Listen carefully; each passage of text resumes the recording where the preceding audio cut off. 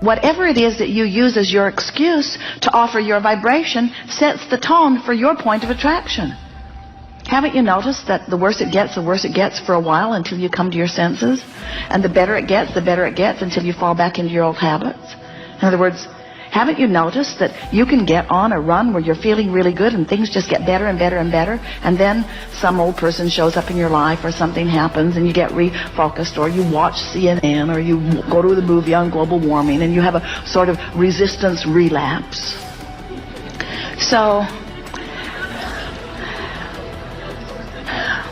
we want you to feel the power of your life experience. And the reason that we are taking such a dynamic, dramatic approach to it is because you have had such publicity about something that is causing so many of you to think in a negative way about something that matters to you so intensely.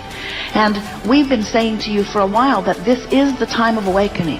And what the time of awakening means is it's a time of greater contrast, which means it's a time of launching more rockets, which means it's a time of more answering, which means it's a time of more energy flowing, which means it's a time when, if you line up with the energy that is creating worlds and the energy that is a vibrational match to who you are, you thrive in enormous ways. And if you don't thrive in big ways. That's why the rich are richer and the poor are poorer and the well are weller and the sick are sicker. And the middle ground is not as obvious as it once was, because the energy that creates worlds is moving faster than it ever has before, which means it behooves you to find ways to move in the direction of the energy. You don't have to keep up with the energy that creates worlds, but you better be moving in the direction of the energy that creates worlds. Otherwise, it's really hard on you. It's like you're driving down the freeway and you collide with an automobile that's moving the same way that you are. It's not as devastating as if you collide with an automobile that's coming from the other direction. When you get moving in the direction of the energy, you have a much more comfortable ride than when you're bucking the current. When you move against the current that you have been asking for and summoning and has been coming for all of this time, it doesn't work out very well for you. And the first signal that you're doing that is the emotion, the negative emotion that you feel. So, the briefest way to explain it is that you are source energy. You come forth into a physical body. Life causes you to ask for more. That asking is then answered by source energy, because source energy gives its undivided attention to what you are asking for. And as law of attraction is responding to this culmination of all that you are, it creates a very powerful calling or source. Do you acknowledge that law of attraction is a factor in your life experience? Have you shown to yourself that when you hold something as your object of attention, sooner or later, and usually sooner, it shows up in your experience? Do you acknowledge that as you have been in this physical body, you have been thinking a lot of thoughts that now make up the basis of your point of attraction? Do you acknowledge that you have thought thoughts before that you're not thinking now, and since you're not thinking them now, it's not part of your basis of attraction? Do you understand that it's only the thought that is actively being thought that is your basis of attraction? Well, please understand that that is so. You didn't feel very confident about that. But we want you to know that thoughts that you thought before are not affecting you now unless you're still thinking them. And so people worry about unconscious thoughts or subconscious thoughts. And we want to say to you, if it's so subconscious or unconscious that you're not having any emotion around it, then it's not big enough that it has any pulling power. So you do acknowledge that your thoughts do create your reality. So now, here's another factor that we want you to consider relative to the law of attraction. And as you wrap your thoughts around this, it's going to serve you enormously well, because this piece of information is going to help you to understand, maybe for the first time, why your guidance system, your emotional guidance system, works in the way that it does. Did you enjoy our analogy of the electricity and the toaster a little bit? And do you acknowledge that you existed as source energy before you came forth into this physical body? And do you accept that that non-physical part of you still remains in non-physical? And would you like to join us in acknowledging that that is an eternal being there?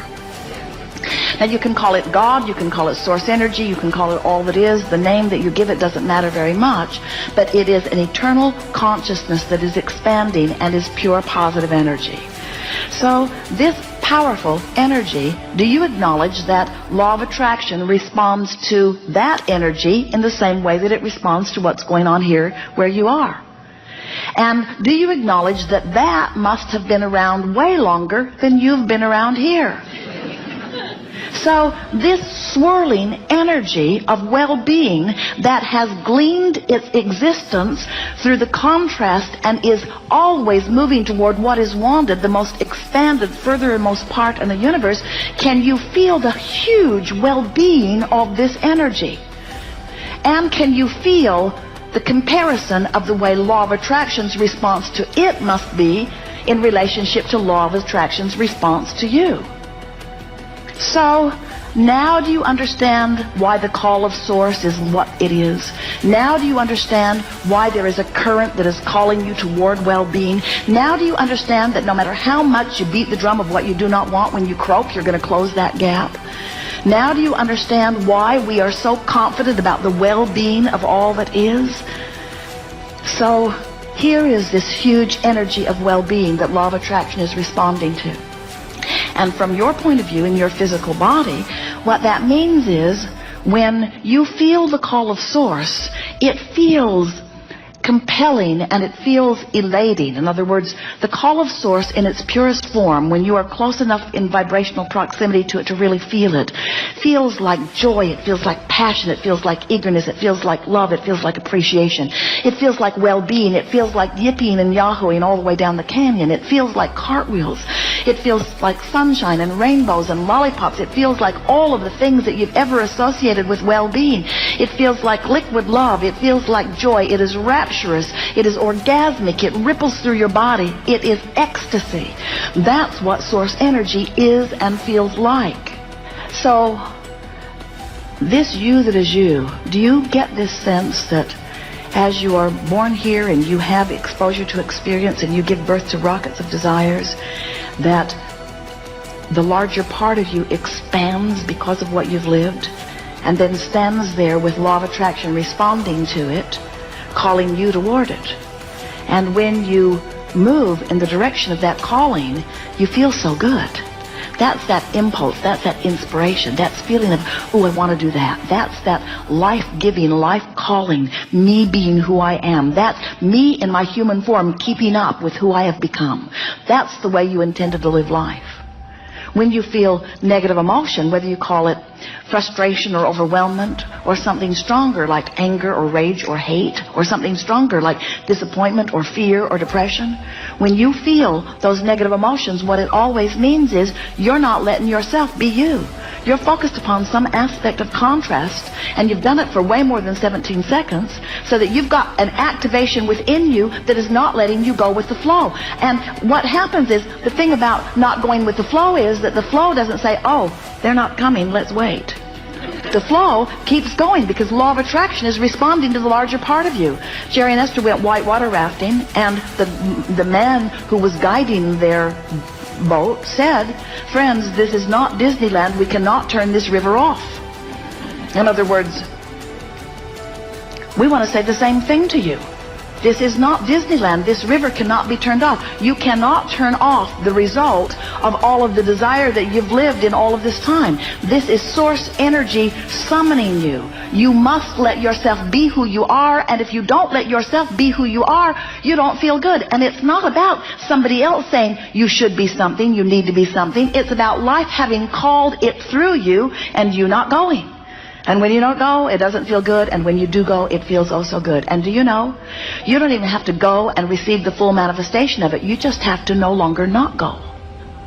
We see you. You take your boats down to the river, you've got your paddles in them, you put the boat in the water, and almost without exception, human dear hearts that you are, you turn your boat upstream and begin paddling very hard. And we say, why not turn and go with the flow? And you say, oh, that just seems lazy. We say, well, you could use a different word like natural. No, I choose lazy. It seems lazy. I don't want to be lazy. I want to be virtuous and hardworking. I want to earn my way. And all the other humans that amount to anything are paddling very hard upstream. We try here. We try hard. We try, we persevere, we are determined. We use our effort and our action to try to compensate for energy. You don't say that, but you try it. You do it. And we say, nothing that you want is upstream.